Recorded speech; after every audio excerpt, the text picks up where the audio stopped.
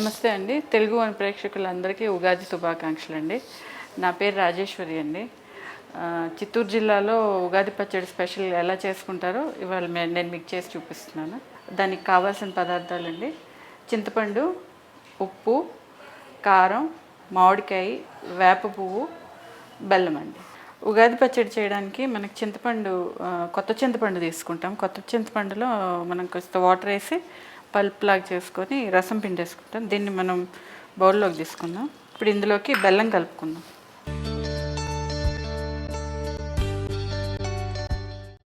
ఉప్పు, కారం, తరిగి పెట్టుకున్న మామిడి ముక్కలు ఇది కలిపేసుకుంటే ఉగాది పచ్చడి రెడీ అయిపోయిందండి. ఇప్పుడు మనం దీన్ని సర్వ్ చేసుకుందాం. షడ్రసోపేతమైన ఉగాది పండగకి 6 రుచులు కలిగిన ఉగాది పచ్చడి రెడీ అయిపోయింది. ఇందాక మనం ఉగాది పచ్చడి చేసుకున్నాం కదా, ఇప్పుడు మనం ఒక స్వీట్ చేసుకుందాము.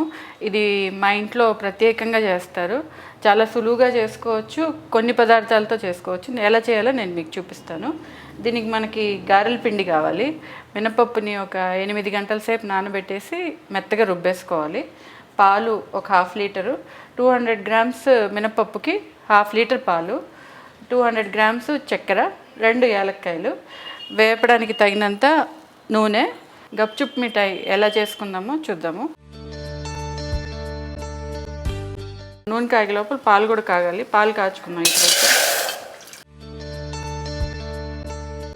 ఇందులో యాలక్కాయ వేసుకుందాం. గారెలు వేసేసుకుందామండి మనం.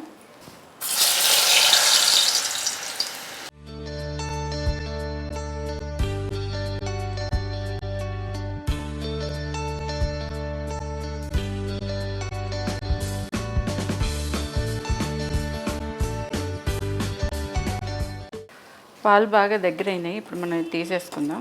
దీంట్లో చక్కెర వేసేసి తీస్తాం.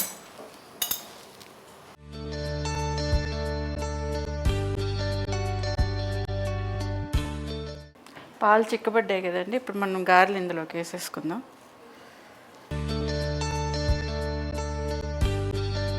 ఇప్పుడు మనం సర్వింగ్ బౌల్లోకి తీసేసుకుందాం.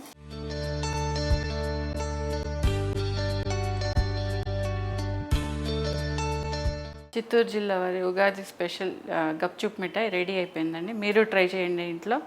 ఉగాదిని సంతోషంగా జరుపుకోండి.